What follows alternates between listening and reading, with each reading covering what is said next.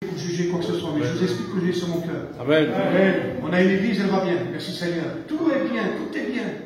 Mais on veut changer. Ouais. On veut changer les éléments, on veut changer ceci, on veut changer ça. Et puis c'est comme ça. Mais ça marche bien, pourquoi tu changes? On ne change pas quelque chose qui marche, non? Mais là, on veut changer, toujours. Alors on veut ça, on veut ceci, maintenant on veut ça, on veut des paillettes, on veut, je sais pas, on veut plein de choses, on change plein de choses. Mais ça, c'est l'humain, c'est l'homme. Tout partout, ça a été comme ça. Il y a eu des choses dans l'Ancien Testament qui ont été faites par les anciens, instaurées par les anciens.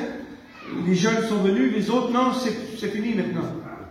Avant, je me rappelle, au milieu des gitanes, hein, il y avait des guitares. Mais ils sont où les guitares? Ils sont où les guitares? Hein? Ils sont où? Il n'y a que des pianos. C'est pas que je dis pas le piano, hein. Mais ça fait tout l'orchestre. Je suis avec les Manouches, moi, je suis d'Alsace. Là-bas, chez nous, c'est les violons. C'est comme ça. Ils ont les guitares, parce que c'est un peu le jazz, puis il y a les violons. Il n'y en a plus de violons. C'est fini. Il y a des pianos. On veut changer. On veut changer. Quand le pasteur il prêche, maintenant, il faut faire la mélodie. On va flatter maintenant. Fais la mélodie, on va toucher les cœurs avec la musique. C'est plus la parole de Dieu qui touche les cœurs. C'est la musique. On prend des sentiments à travers la musique. Je m'excuse de parler comme ça. Je m'excuse. On veut changer ce qui est bon.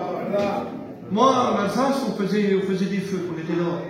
On faisait des feux, parce qu'on aimait les feux. On faisait des feux. Ils venaient avec des violons, ils venaient avec des guitares, puis on chantait des cantiques. Et puis il y a un homme qui venait. Et puis cet homme, je ne connaissais pas, moi, c'était un pasteur. Je ne sais pas d'où il venait. Puis il a commencé à prendre la Bible et à parler. Et on se régalait. On ne fait plus de feu maintenant. C'est fini. Ce qu'on faisait, c'est démodé, ça.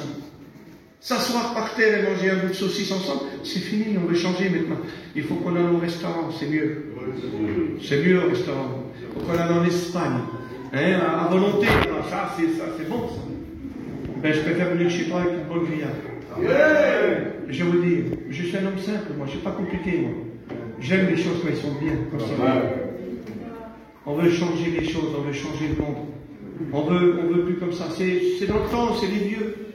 Oui, mais avec les vieux, tu t'es converti. Ouais. Moi, je ne me suis pas converti avec les jeunes, je me suis converti avec la vieille école. C'est quand même bonne, quand même, hein? Elle était bonne, la vieille école, puisqu'on s'est converti avec la vieille école. On veut tout. Alors, j'ai pris un texte dans la parole de Dieu qui m'est venu dans mon esprit, puis on va le lire ensemble. J'ai pris dans 1 Samuel, au verset 8. 1 Samuel, au verset 8. On veut changer, on veut bouleverser, on veut... Ce que Dieu a établi, ce que Dieu a donné à un moment donné, c'est compliqué, Seigneur, qu'est-ce que tu fais là? Non, nous maintenant on est modernes. On entend ça, hein? On est moderne. La Bible, elle n'est pas moderne. La Bible, c'est le seul livre qui est toujours d'actualité. Vous prenez n'importe quel livre, mathématique, le plus grand livre, le Larousse. On connaît tous le Larousse, hein? Tu prends le dictionnaire. Tous les années, ils le refont. Parce qu'il n'est plus d'actualité. Le 2005 n'est plus pareil avec le 2006. Et puis il faut changer en 2007. La Bible, c'est la même hier, aujourd'hui, éternellement. C'est exactement la même. Elle n'est pas d'actualité, elle est toujours pareille. Béni soit Dieu. Amen. Alors, voilà ce que j'ai pris, donc, 1 Samuel, verset 8. Ceux qui ont la parole de Dieu. Lorsque Samuel devient vieux, il établit ses fils juges sur Israël. Le nom de ses fils aînés était Joël. Le nom du second était Abia. Ils étaient juges à Béer-Sheba. Les fils de Samuel ne marchaient pas sur les traces. Ils avaient un penchant sur les profits, recevaient des présents, portaient atteinte au droit. Tous les anciens d'Israël se rassemblèrent et vinrent auprès de Samuel à Rama. Ils lui dirent, voici que tu es vieux et que tes fils ne marchent pas sur tes traces. Maintenant, établis sur nous, juge, un roi, comme ont toutes les nations. Aux yeux de Samuel, c'était mauvais. Chose qu'ils étaient dit. Donne-nous un roi pour nous juger. Et Samuel pria l'Éternel. L'Éternel dit à Samuel, écoute la voix du peuple. dans tout ce qu'il te dira, car ce n'est pas toi qui rejettes, c'est moi. Et nous disons Amen. Amen. En espagnol, c'est l'oreille des reines, non? Le roi des rois. C'est lui qui fait tout, c'est lui qui nous juge, c'est lui qui est. Merci Seigneur, hein? C'est Dieu lui-même. C'est le Père qui nous commande, c'est le Père qui nous dirige, c'est le Père qui nous met en place. C'est plus beau, non? Alléluia. Ça va plus au peuple. Ils veulent comme toutes les nations, on veut comme le monde. On veut avoir un roi, nous aussi. Qu'on puisse adorer, qu'on puisse aimer, qu'on puisse lui dire mon roi, et puis se prosterner devant lui, comme le monde fait. La Bible dit qu'on fait partie du monde, mais on n'est pas du monde. On est dans le monde, mais on ne fait pas partie de ce monde. C'est tout ce que je veux, moi. Je veux que ce soit lui qui dirige ma vie, qui m'enseigne, qui me dirige, qui garde les enfants. Quand je prie pas, excusez-moi, je ne prie pas Emmanuel Macron, moi. Je prie Jésus. Jésus garde mes enfants, Jésus garde ma compagne, Jésus garde moi. Parce que c'est lui mon roi. C'est pas un autre. Mais ce peuple peut changer. C'est la mode maintenant. On veut un roi comme les autres, exactement comme les païens. Exactement pareil. Et puis moi je me suis posé la question, pour quelle raison? Pour quelle raison, peuple de Dieu, tu veux un roi? Je vais vous dire une chose. Dieu ne peut pas tromper. Je m'excuse de ce que je vais dire. Dieu, tu ne le mettras pas dans ta poche. Tu peux avoir l'intelligence que tu veux. Excusez-moi. Tu peux avoir le vice que tu veux. Tu peux avoir ce que tu veux. Je sais parler, moi. Je suis un avocat. Tu es un avocat, mais Dieu, tu ne le mettras pas dans ta poche. Jamais. Mais un homme, tu le mettras dans ta poche. Tu peux être un président. Tu peux être ce que tu veux. Si tu sais bien parler, bien le faire, tu le mettras dans ta poche. Et c'est pour ça qu'il veut l'avoir. Il veut l'avoir parce qu'il a dit, lui, il nous comprendra. Si moi je fais des erreurs, lui comprendra parce que c'est un homme comme moi. Il saura de quoi je parle. Si j'ai mon fils qui est malade ou mon fils qui fait une bêtise, et puis que je dis, c'est rien, il me comprendra lui parce qu'il a pareil que moi.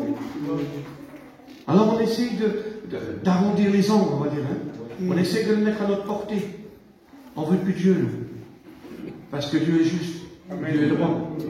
On veut quelqu'un qui puisse nous comprendre mieux. Seigneur, tu n'as jamais péché, tu ne sais pas ce que c'est que le péché. Moi, je suis qu'un pécheur. Alors, on veut quelqu'un d'autre niveau à nous. Je m'excuse de parler comme ça. On veut une église qui nous correspond. Je cherche mon église. Je ne cherche pas un tel. Hein. Quel pasteur, c'est celui-là, il faut se dire, je ne veux pas. Une fois, ils sont venus vers moi. Il y a un chrétien qui est venu.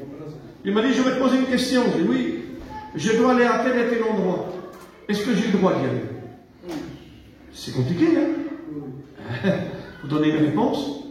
Puis je l'ai regardé et j'ai dit, moi, je vais t'en poser une autre. Moi. Je suis arabe, moi. Je suis comme les juifs. Alors, je vais t'en poser une autre, moi, de question. Il m'a dit, oui, quoi? À ton avis, est-ce que Jésus irait là-bas? Il m'a dit, ah non. Alors, pourquoi tu vas? Tu as répondu toi-même à ta question. Qu'est-ce que tu cherches? Que je te dise oui? Tu cherches le pasteur qui te dise oui. Comme ça te va bien.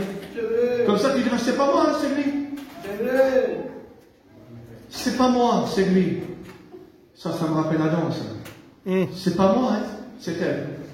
C'est pas moi, hein, c'est la femme que tu m'as donnée. Parce que si tu m'aurais donné une autre, ça ne serait pas arrivé. Alors, c'est en fin de compte, c'est pas trop la femme, c'est toi, parce que tu m'as pas donné la bonne compagnie. Tu cherches des excuses, on est les champions du monde. Des sacs d'excuses impeccables. Mais devant Dieu, tu peux rien cacher. Alors, on veut changer de roi, on veut avoir un roi comme nous, qui puisse être exactement comme nous. Alors, il cherche, et puis il dit bien, Samuel, le chef c'est pas toi, c'est moi qu'ils ont rejeté. C'est moi qu'ils n'en veulent pas. Alors, il fait ce qu'il a fait. Et puis il dit, c'est Dieu qui dit, c'est pas un homme qui parle. Il dit, tu vas dans telle tribu, il y a un homme, vous le connaissez tous, le premier roi d'Israël, Saül. C'est pas